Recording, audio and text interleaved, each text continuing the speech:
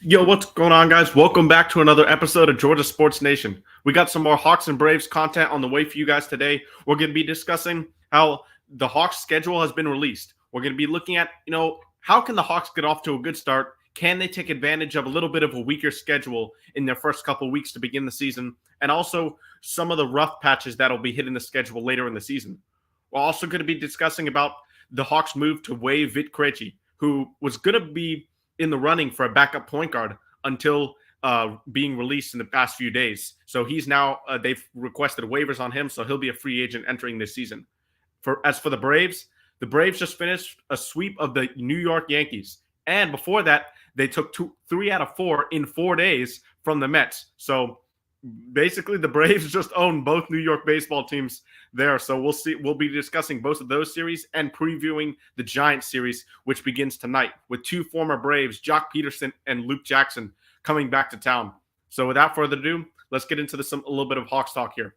So we know the Hawks waived Vit Krejci.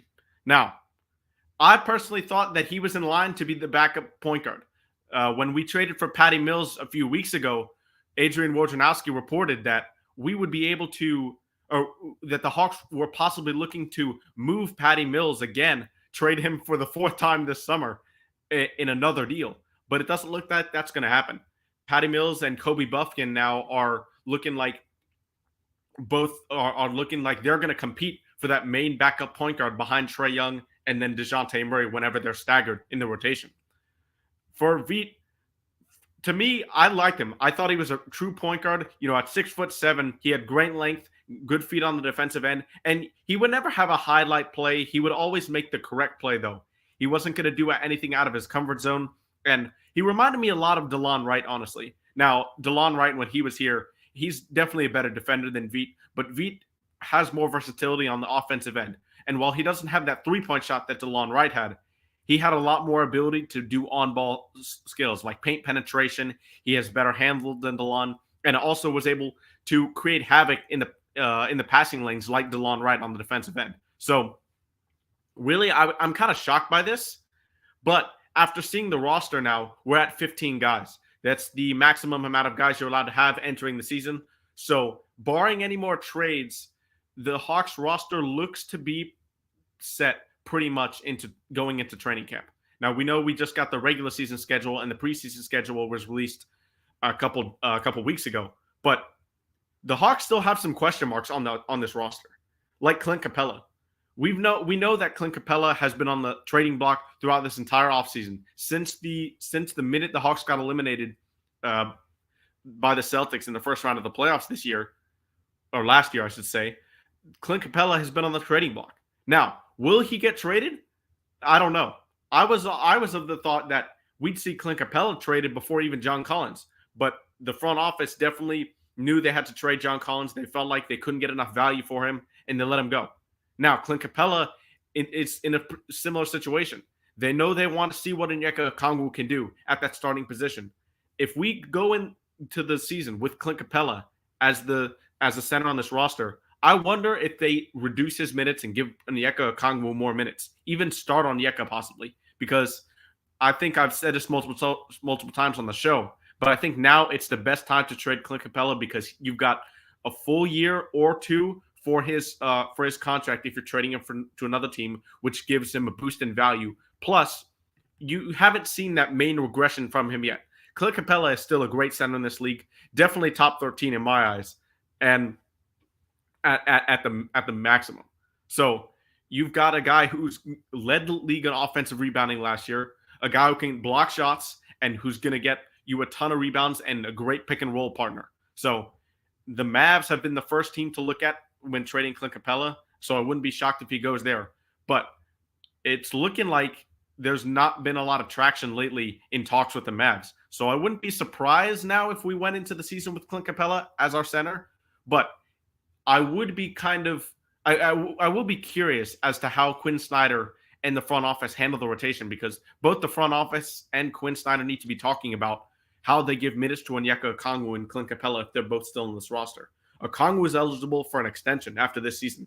He's going to be playing for his contract year, and I think he's going to be getting in and around $18 million to $20 million a year, maybe 4 4 or 5 years. So if he's getting that contract, you need to see what he can do in near 30 minutes a night. So in my opinion, I do think we will see Okongwu get more minutes than Clint Capella this season, even if he is still on the roster. Now, the backup point guard position, Patty Mills and Kobe Buffkin. Obviously, Patty Mills has been in the league for a while. He's won a championship with the Spurs. He's a guy who will shoot the lights out from three, but he won't play much defense, and he's not going to be that playmaker that you need off the bench with a point guard position. But on the other hand, Kobe Buffkin, fresh off his rookie season, or fresh off his rookie debut in the summer league, you've got a guy who's a combo guard, more of a 2 than a 1, but he can shoot the 3 great mid-range, good paint penetrator. But for me, it's the passing that really hasn't been there. So we have now two backup point guards on this roster who really don't provide the playmaking and the stability you'd like to see from a backup point guard generally in today's NBA. So it'll be interesting to see how Quinn Snyder goes. If he goes for either Kobe Buffkin or he goes for Patty Mills, or doesn't play them either and just doesn't play them at all and just goes DeJounte Murray and Trae Young, because that's how Nate McMillan went a lot last year, especially in the middle of the season. And I don't think that'll end up doing well towards the end of the season, because DeJounte Murray, you saw he was in top 5 of most minutes played throughout the entire year last year. And I don't know if that had anything to do with his play at the end of the year, but I don't really think that's optimal, because when you got your 2 stars playing such heavy minutes over an 82-game season, they will start to get a little bit tired. So I'd like to see us put a backup point guard in there for at least 8 minutes a game, just to give them both a little rest. So we'll see how that goes. Now, getting to the schedule overview. Hawks schedule's been released. Let's take a look at how the schedule looks for the first 26 games of the season. Now, if I pull up this screenshot here, you'll see the first 10 games of the season. Opening night, we go to Charlotte on the road, and then the first home opener is Friday, October 27th versus the New York Knicks. Always a great game when you have the Knicks coming into town or the Hawks going to Madison Square Garden. So that'll be an interesting matchup. But in the other eight remaining games in the first 10, you've got Milwaukee, Minnesota, Washington, New Orleans, Oklahoma City, and Orlando. And then Miami to round out that last 10. So, in my opinion, this is a good time for the Hawks to get out to a good start. Last year, we got out to a great start. We should have gone 5-0 on paper, but we started off 7-3 to begin the season in our first 10. And we thought the Hawks were destined for greatness that year. Unfortunately, things didn't go as well as they looked for the first 10 games. But now you figure Charlotte has to be a win. I know last year we struggled against Charlotte. Nick Richards killed us in a couple of games. They're going to have a healthy LaMelo Ball. So Charlotte's going to be better than they were last year, and we had trouble with them last year when they were injured. So we've got to do a good job getting off on the right foot this season. We've got Charlotte and New York. Those games are both winnable. Now, Milwaukee's obviously on paper a better team than us, but we always play Milwaukee really well. And we've said on the show multiple times, the Hawks always seem to play the Bucks with a different intensity.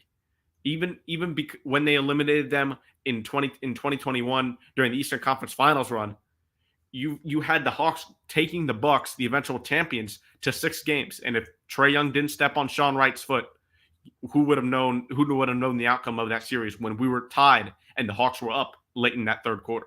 But anyway, I digress. So Minnesota and Washington and New Orleans up next. Very winnable games. Then Oklahoma City, Orlando, and Miami to round out the final 10. So if you were to give a prediction, what do you think the Hawks would go in their first 10 games?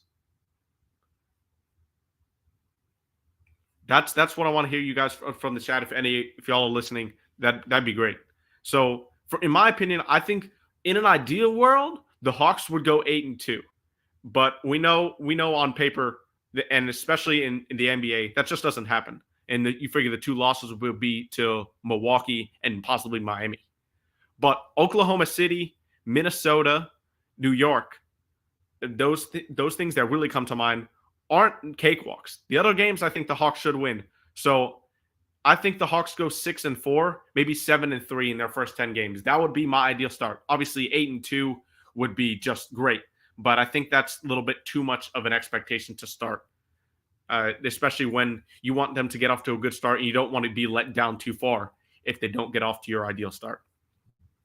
By the way, Ladderman, appreciate the super chat. He says, for the Hawks' goal of trying to be a top 6 seed and make the second round, it's fine CC is here because of his defense. This should be CC's last year, period. Yeah, and I do agree. And I've said this multiple times, but I really like Clint Capella. I really know what he brings to this team as far as defensively, rim protection, transition defense, and a great pick and roll partner on lob threat with Trae Young especially. But right now, it seems it makes the most sense from a business standpoint to trade him just because of his value. Yes, we will take a hit in rebounding, and Onyeka with his defensive prowess and what he showed last year, I don't think we'd be taking that much of a step back defensively. Onyeka actually was top 5 in the league last year in post defense, and while Clint Capella is still a better help side defender and just a more consistent rebounder, I think the money you get from trading Capella and the value you get back for trading him, which would, in my opinion, be a first-round pick, maybe top 14 protected, and a guy that'll make your rotation from Dallas, such as like Josh Green or like a JaVale McGee, who could be a great backup to Onyeka if we trade him. I think that will be more value than just giving Clint Capella one more year, because if we do give him one more year, his value will decrease.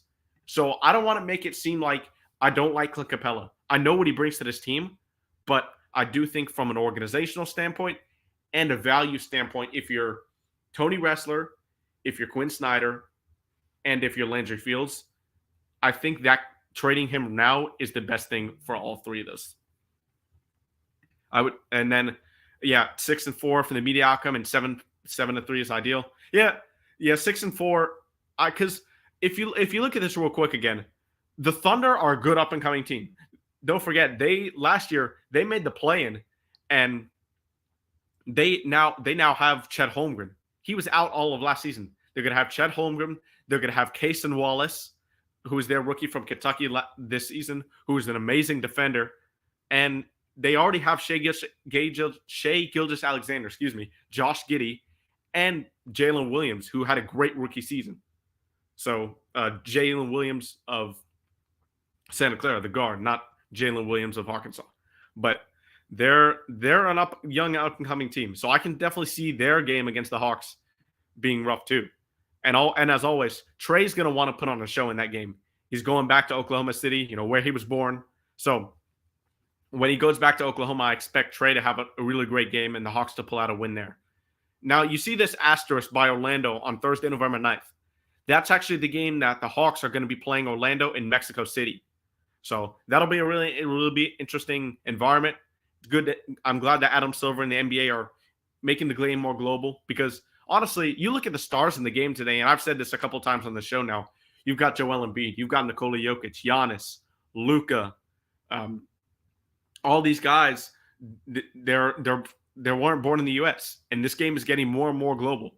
So it's really good that the stars are able to come from not just the U.S. but other countries, and you've got an exciting player like Trae Young and Paolo Banchero, two young guys in this league going at it. And obviously, when I say young, Trae by now in going into year 6, he's not young by NBA standards, but his age, he's still relatively young. Obviously, Paolo Banchero coming off of a Rookie of the Year, everybody's going to want to see how he performs in his sophomore season and how he avoids that so-called sophomore slump that you hear that phrase tossed around. So it's going to be a great matchup.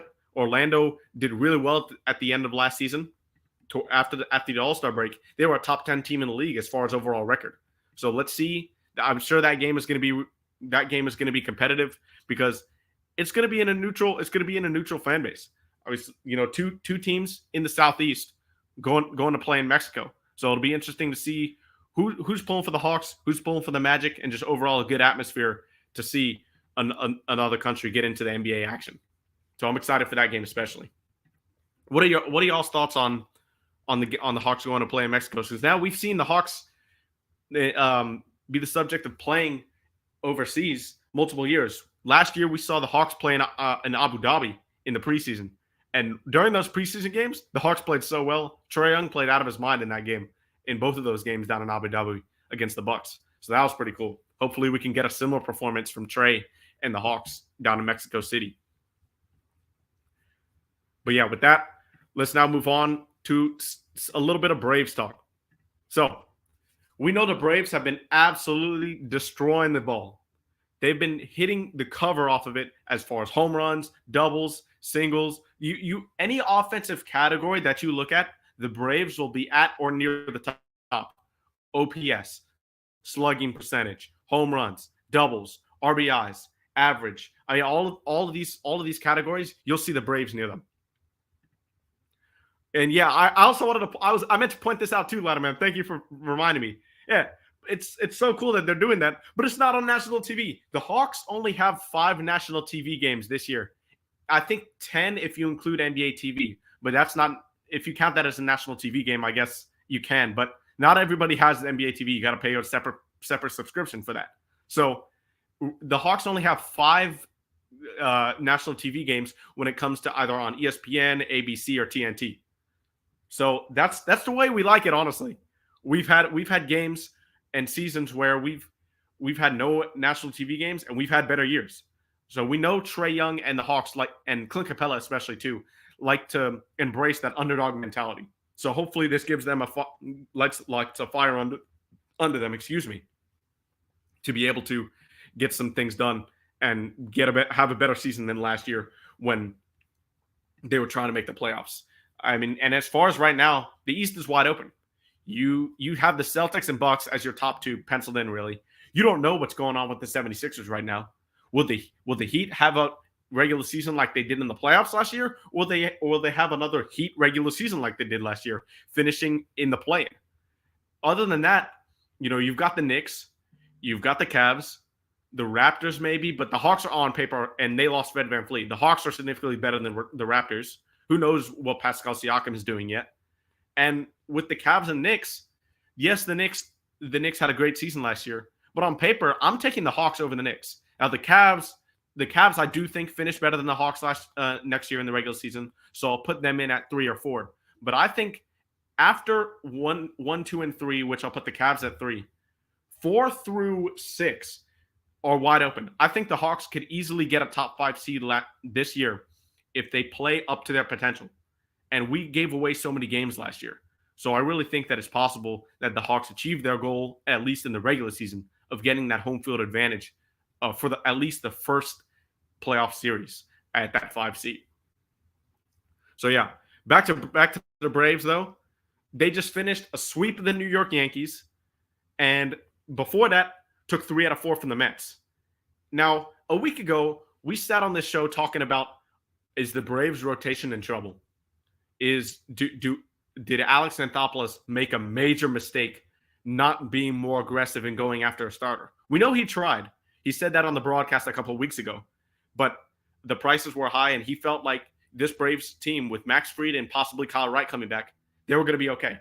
Now, the Pirates series did not reflect that, and fans were worried.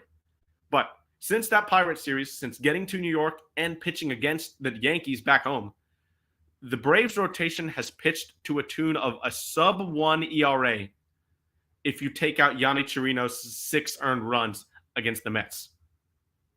That is insane. You can go from having the second worst starters ERA post All-Star break. The Pirates are the worst. The Braves were the second worst on this show last Friday. But now a sub-1 ERA since last week if you take out the 6 runs allowed by Yonny Chirinos. Now, I don't know about you guys, but I don't really want to see Yonny Chirinos make another start for the Braves. I like the experiment. It's better than a bullpen game for sure. I just want to say that now. But I think it may be time that we see Michael Soroka back up here instead of Chirinos. I want to see what he can do again. Obviously, yeah, Chirinos had one really great start. But overall, The other ones, they've been either really good or really bad. Not really any in between. So hopefully he can pitch well this weekend because he's slated to start against one game against the Giants on Saturday, I believe. But Alex Anthopoulos is continuing to roll with him, so we'll see what we do. But this Yankees series, really, it's pretty simple. In the first game, Nicky Lopez, the story of his Braves legacy continued. This dude's a Braves legend. He had the most RBIs through his first 4 games as a starter in the Braves in franchise history. He continues to be insane. Max Fried allowed 2 runs in his first home start in over 3 months. Nicky Lopez had 3 hits and 3 RBIs, and the Braves just pummeled the Yankees 11-3. Eddie Rosario right now, he's either really hot or really cold. There's just no in between for Eddie Rosario. He drove in 4 runs with 3 hits, including a 2-run homer, and the Braves overall had 15 hits. Now, Eddie Rosario in the third game accounted for all the runs that the Braves needed. He had a 2-run homer in the last game when Charlie Morton struck out 10 and the Yankees got shut out. So Eddie Rosario is just continuing to hit the ball out of the ballpark.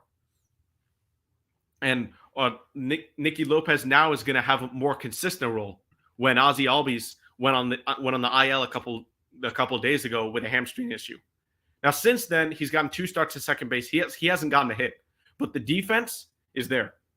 And it's been interesting because the Braves called up Vaughn Grissom. Now, we know Vaughn's glove is not where it needs to be as far as the major league level, but Nicky Lopez's glove is above average. If he continues to slump when he's now 0 for 8 in his last 2 games, I mean, it's not a slump, but if he slows down a little bit with the bat, do you guys think Vaughn Grissom gets more playing time over Nicky Lopez? Or do the Braves just automatically say, your glove is better, you're going to be playing more? As we have OG Truth joining us now. OG, how's it going? Hey man, hey, look here. My bad. I'm a little tardy to the party. The dog gave me a long clock. But yeah, so I'm just speaking about the Nicky Lopez versus Vaughn Grissom situation. Obviously, the first 4 games with Nicky Lopez have gone extremely well. Now, these last 2 games, he's gone 0 for 8, but the glove has been there. Do you want to see Vaughn Grissom play over Nicky Lopez, or would you rather them just trot out Nicky Lopez more because of that defense and the veteran presence? At this point, I trust in his staff. Whoever they trot out there, I'm fine with it. It's not too many demands I can make when you're 30 plus games over 500 at this stage of the season. So hey, whatever they do, hey, I'm cool with it. All right. So kind of, sort of. I mean, yeah. I mean, Vaughn's glove is definitely a concern. I will say this though. At second base, it's less of a concern than shortstop. We saw that last year when Ozzie was hurt. Yeah, shortstop definitely like a premier defensive position, but second base you can be a little bit more lenient in my opinion. If Nicky Lopez goes on like an 0 for 16 streak or starts just not hitting the ball at all, then I'd like to see Vaughn Grissom be in there. But I'd say for the next at least like 2-3 games, I'd like Nicky Lopez to be keeping getting out there because the confidence is up. First of all, he knows he's going to get playing time if he hits because he knows his glove is better than Vaughn's. So that's the way I see it. Yeah. Again, it'd be kind of hard for me to have any complaints at all. So, that's true. Whoever they put out there, as long as they holding up the end of the bargain. See, the good thing about it is now it's kind of sort of like a team, a positional battle. If a position on the team battle because whoever loses that battle probably won't make the playoff roster. Yeah. Does that make sense? Ozzie should be back before, or at least is on schedule to be back before the playoffs. When our Yeah, hamstrings, yeah, we yeah, never know. But yeah. If it's my guess, they gonna be real careful with that. They're gonna probably send him to probably right before the end of the season. They probably okay, uh, send him to. Well, you know what? Minor league season will be over with, so they'll just probably minor league season ends probably around the early part of September. So I don't know if he'll be ready to come back right there, but if he's close to coming back, they'll probably send him to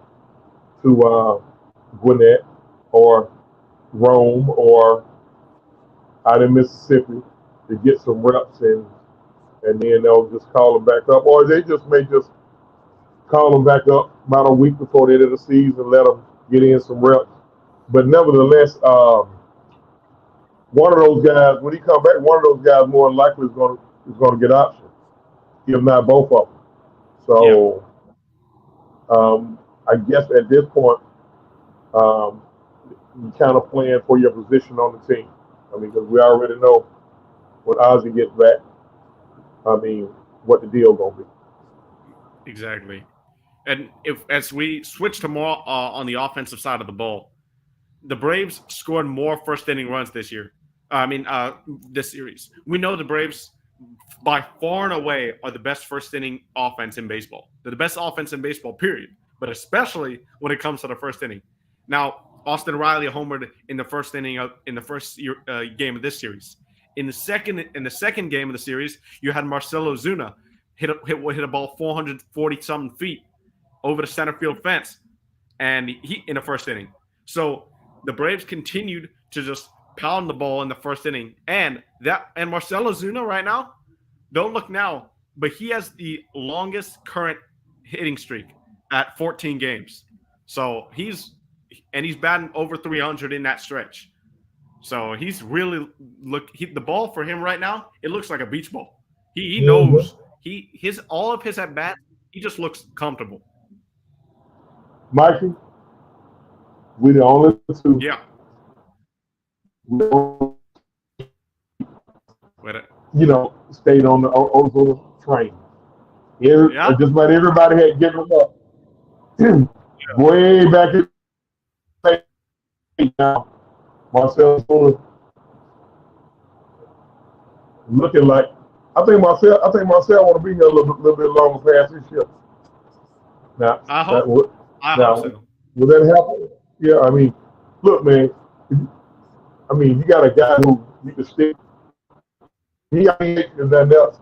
You got a confident DH, a guy who can give you 30 and 75 and 80. Now let's I say, kept trying to tell the guys. I kept trying to tell the guys. Marcelo Zuna hadn't forgot how to hit. Just in the slump. So it's a it's it's gonna be really interesting to see what goes on moving forward yeah, when it comes to Marcel Ozuna. yeah, for And, sure. and Because I can definitely see a scenario where let's say the Braves go on and win a World Series. Marcelo Zuna is going to be a free agent. The guys in the clubhouse love him. We already know that. I could definitely see him taking a pay cut to return to this team. Obviously, with Marcel's off the field struggles, I don't think anybody's going to be prepared to offer him such a huge contract. Now, the Braves, he's been with the Braves since the 2020 season. I don't know. I wonder if he would take a pay cut because right now, $18 million, he's playing more than $18 million for the majority of the season now. The first 2 months, they were awful. But since then, he's doing nothing but hit the ball. So it's going to be interesting what happens with Marcel at the end of this year. Now, let's get to the pitching side of the ball. OG, you said last week Charlie Morton's he's the struggle stopper. He's a slump buster. Now, in New York, on the road, he goes and pitches a scoreless outing, but 5 innings, seven seven walks, walks. 7 seven walks. walks. Yeah, I know what we're recapping the Yankee series, but I want to go back to that because you were right. After that performance, the Braves starters outside of Yanni Chirinos, have pitched to a sub-1 ERA since that start. You called it. You called it. I be trying to tell people, man, relax. Good gracious, relax, man. Like, see, I'm a baseball guy, so it's kind of easier for me to understand.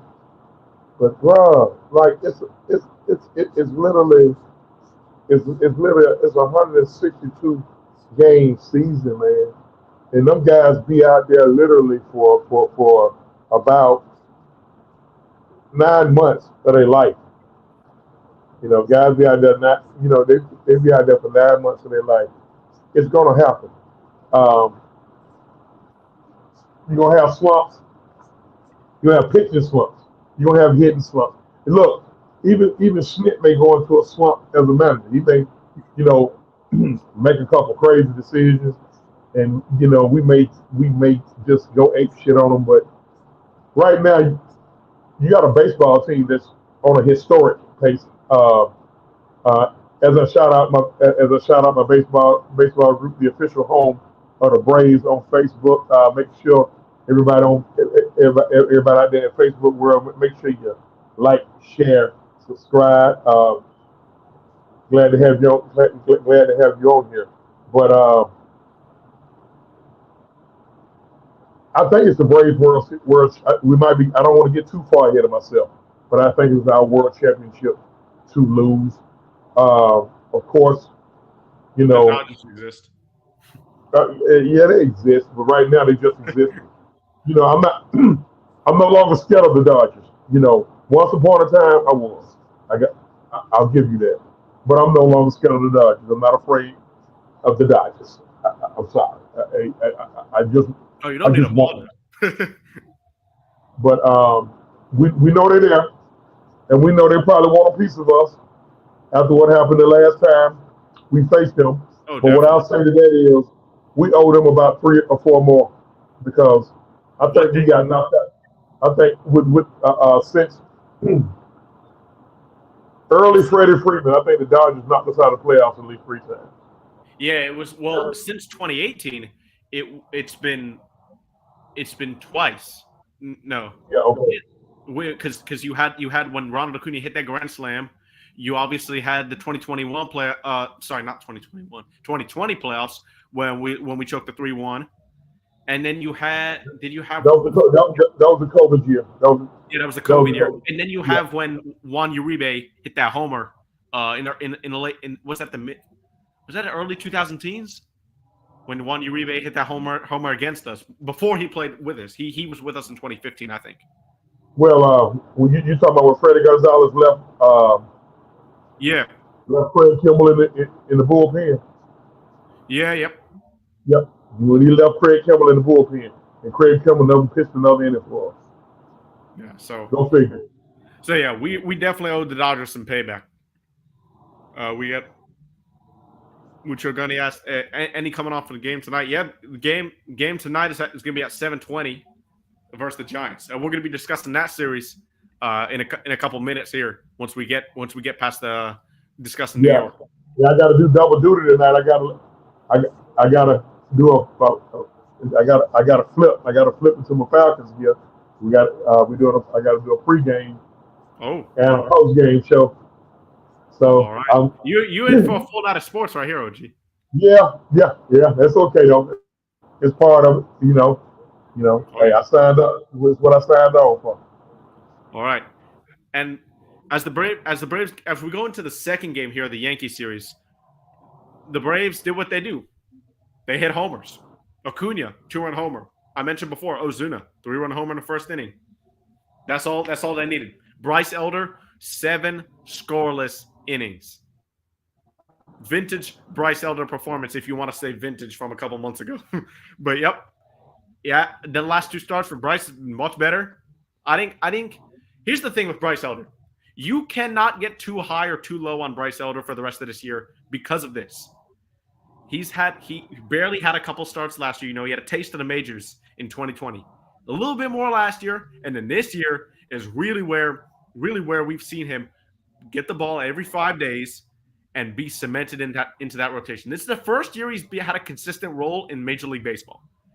And he's pitched to a tune of a sub-4 ERA. He was an all-star, led the MLB and ERA for over half the season. And yes, he can have 3 or 4 bad starts. But then he throws a 7-inning shutout. And by the way, this game, the Yankees only got 1 hit. It was almost a no-hitter.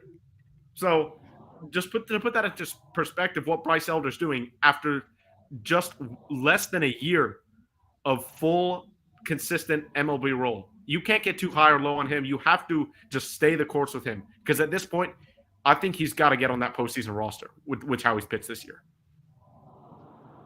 What about you? No, you can't leave him off. You can't leave him. I mean, you can't leave him off. I mean, the guy. You can't have a guy go to the All-Star game and then he's left off the postseason roster. I mean, because he had a couple of bad starts, man. I mean, they, again, man, it's baseball. I know people get a little upset, they get a little sideways when you tell them it's baseball, but it's baseball. So I mean, it is. Yeah. Gonna have slumps, man. Like I said, hitters have slumps, pitchers have slumps. I mean, he had two bad. See, the thing about it, a pitcher slump is more magnified because if you have always, back-to-back bad outings, that means you're the worst pitcher you're the worst pitcher in America to your fan base for at least 2 weeks. So yeah. Because with hitters, there's 8 other guys in the lineup.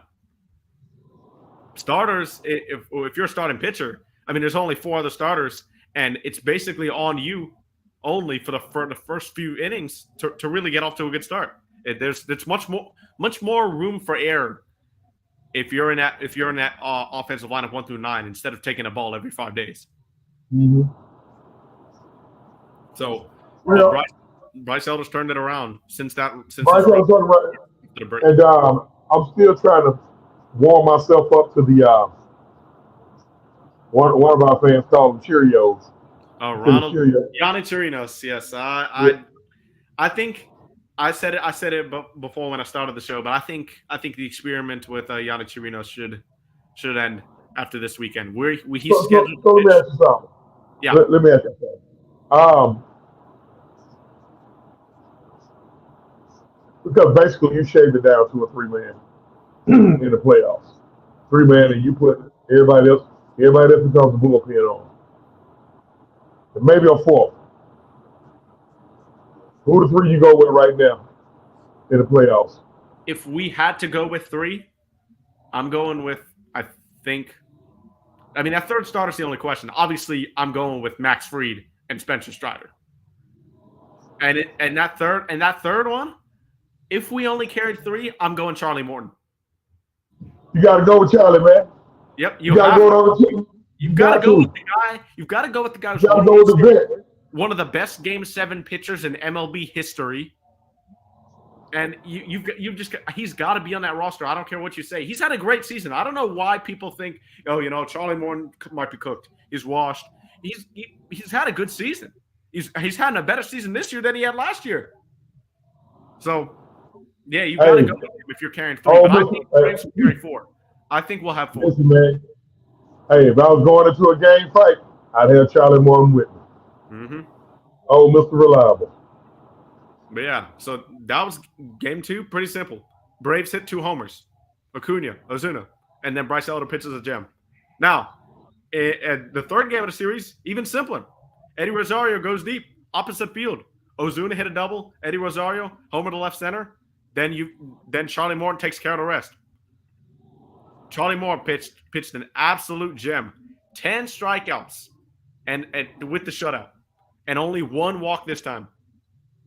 So that's when Charlie's stuff is still there. That curveball, that old Uncle Charlie, it is still sweeping like it's aging like fine wine. So he can still run it out there and get your 96, 97 a couple times a game. But when you really want Charlie Morton at his best, he needs to be throwing that fastball a little bit more to get hitters off of his curveball. That curveball can get double-digit strikeouts at some point. He's good for maybe 2-3 games a year when he gets 10 to 12 strikeouts. But if he's throwing that fastball for strikes and that curveball's on, it might be over for hitters. That's the key with Charlie. He loves to throw the curveball, and he should. But the fastball, and John Smoltz said it on the broadcast, you've got to be able to throw that fastballs for strikes to get the hitters off the curveball. And that's exactly what Charlie Morton did against the Yankees. I'm pretty sure 9 out of his 10 strikeouts were off the curveball. I don't remember the exact stat, but he was either 8 or 9 of the 10 were off the curveball because he was able to throw the fastball for a strike and only walk one guy. That's the main thing with Charlie Morton. No walks, just throw strikes. And yes, he was able to wiggle his way out of a lot of trouble up in New York against the Mets.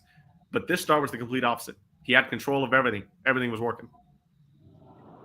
Now, in these two series, the Braves outscored the two New York baseball teams 58-13 in 6 days. That is a staggering statistic. That just shows how the Braves offense is just on a major run. They're close to the numbers they were putting up in August now with the offense. I didn't think they could do it again, have a month like they did in June. But they're doing it again. This is just incredible. It's almost like a breath of fresh air to see New York teams suffer. Oh, yeah. And especially at the hands of my team. So, I loved it. In 6 days, 58-13. Mm-hmm. And really, we handed that one game to them. The Sunday night in New York. And man, those folks up there celebrating like they had won game 7 of a World Series. Like, dude, y'all way out of it. Y'all had to do a fire sale. You sit up there and you had the highest payroll in baseball, right? Am I correct or incorrect? Yeah, the Mets. Yeah, highest payroll in baseball. Oh, it's either the Mets or the Padres. I don't remember. I think it's the Mets, though.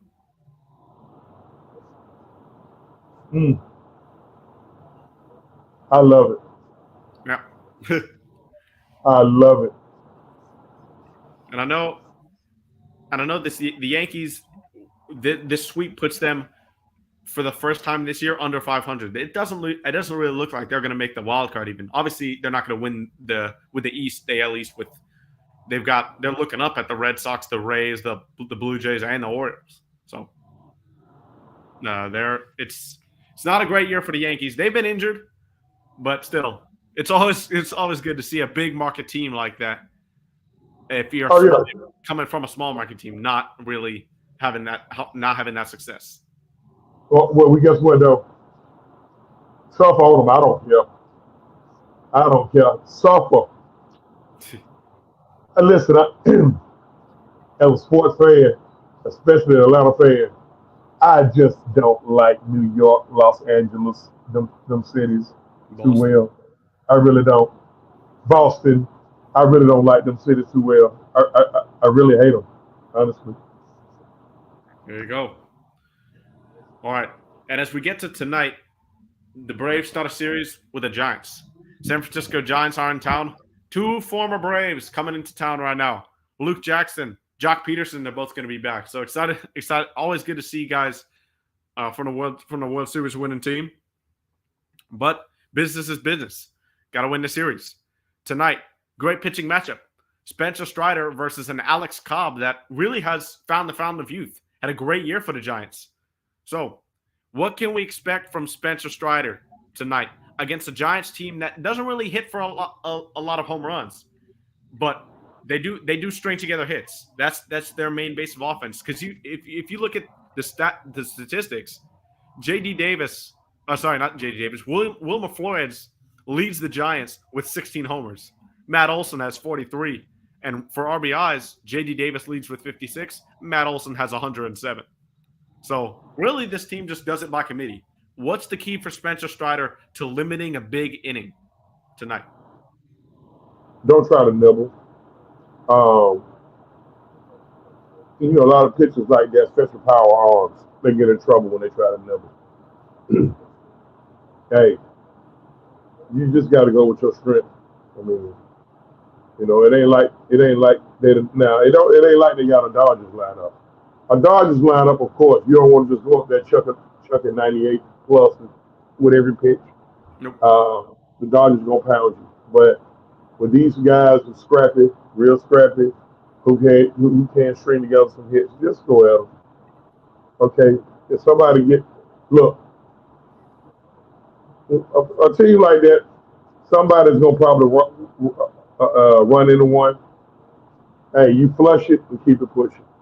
Yeah, and you've got Spencer Strider. Obviously, we know that strength is that fastball, that deceptively fast fastball. Even though it's fast on paper on the radar gun, the hitters always say with his extension he gets off the mound, it pops up on them fast. That's why he gets so many late swings on his fastball. Wilmer Flores can hit a fastball. We know that from his Mets days, even on the days with still the Giants. He's a great fastball hitter. So don't be surprised if Spencer Strider stays away from the fastball against Flores. But if he throws it to him, just make sure it's just not down the middle or in his wheelhouse. Flores likes the ball down. I'd like to see Spencer Strider keep that fastball up and in, especially to him, who's going to be looking for a fastball. He's similar to a lot of ways in Ozuna, because we know Ozuna, nobody can sneak up. It's very rare you see a fastball sneak by Marcell Ozuna. It's similar to Wilmer Flores. He's similar to Ozuna in that regard. So for this Giants team against Spencer Strider, they really don't have any experience.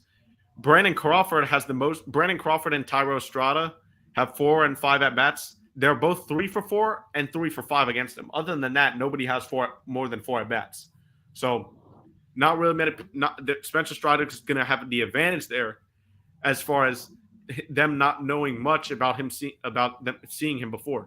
Now, on our other side, our career against Alex Cobb, Eddie Rosario's seen Alex Cobb 12 times. He's 5 for 12 with 2 homers against him, batting .417. Eddie Rosario has killed the Giants throughout his career. If you look at his numbers, they're insane. So I'm looking for Eddie Rosario to keep his hidden ways up, because when he's hitting, he's one of the hottest guys on the planet as far as just carrying your baseball team. No one player can carry a baseball team. We know that. But when Eddie Rosario is on a run like he is now, similar to when he caught fire in the series against Los Angeles in 2021, it's pretty much unstoppable to stop this offense. You've got 1 through 9. It's just killing. Ricky Lopez even is getting his hits as well. Yeah. That's been the part that's been making this, offense unstoppable. It's not what the regular guys are giving you, because you kind of expect what the regular guys give you. But when you get in production, like I seen a stat last week where our 7, 8, 9 hole hitters were better than most teams 1, 2, 3 hitters. I mean, it's crazy. I think last year our 7, 8, 9 hole hitters were better than our 1, 2, 3 hitters now.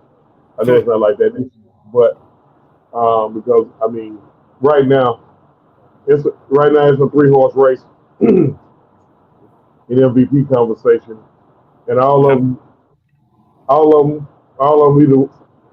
either wore Braves uniforms or they wear them currently. So and that's Matt, Freddie, and Ronnie. That's going to be an interesting decision. I think right now, if he keeps playing the way he does, Ronald's got him. He's putting up numbers nobody's ever done. Matt Olson's having an incredible year, but people have done what he's done. Same with Freddie. But Acuna, for me, I think to catch Acuna, both Freddie and Matt Olson have to just go on something like over a 400 average and hit like 15 more homers to end this year to get where Ronnie is. I think it's farther than you. I think, at least from what you just said. Well, I mean, Matt don't pace to hit No, 65 homers. I Like know he's gonna have the franchise record most likely. franchise record. He might he may threaten Bonds at That'd be the way crazy. he is. That'd be crazy. Like If that happens, then it's gonna be way closer. good God Almighty, and he's doing it, and he's not accused of. No man, there's no controversy with him. I'm gonna leave that. I'm gonna put it like that. There's no controversy. No controversy with Matt Olson. He Matt tearing the cover off the ball, man. So, but yeah, one last thing I want to discuss about this Giants series, and then we'll wrap it up. The Giants have their pitch staff's pretty good. Alex Cobb, Logan Webb, we're going to see him, I think. So, two guys that really I hate because they're sinker ballers. If you see me talk about baseball on the show, I hate going against sinker ballers. But what's the key to I hate them when I'm playing MLB show. Game? What's the key to taking them out of their game and putting the ball in your court against a sinker baller? Be patient. You got to have some type of patience against a sinker baller. Let him pitch his way. Let him pitch his way into trouble, because most sinker ballers, they're not throwing it straight. They're not going to give you a sinker baller straight down the middle. And because usually those are the ones that get hit. Yeah. If you go in nibble mode, work the count a little bit. If you see he's in a rhythm after about 2 or 3 innings, then of course you're going to change your approach and change your plan. Yeah. For me, the key to this series overall is just have the lead late. You don't want to go against this Giants bullpen when they have the lead late. Camilo Doval, probably the best closer in baseball this year, leads the league in saves. You don't want to be going against his 102-mile-per-hour sinker in the 9th inning when you're down 1 or 2. That's gonna be the key for me. And also Tyler Rogers, that rising slider, that submarine pitch, that's gonna be a tough 1-2 punch to deal with the 8th and 9th innings. So get ahead. Try not to have a big deficit in the late innings because they have a tough bullpen. So that's gonna be the key for me. Any other final thoughts before we wrap it up here, OG? Hey man, keep chopping. Chop on. Chop on, yes, sir. Chop on and stay healthy. Yes. God Almighty, we don't need no more injury. Stay healthy. And with that being said, we'll end it right there. Thanks for tuning in, guys, tonight. Another episode of Georgia Sports Nation is on tap for next week, Friday, 6 p.m. If you're on YouTube, don't forget to like, comment, and subscribe, and we'll see you guys next week. Peace.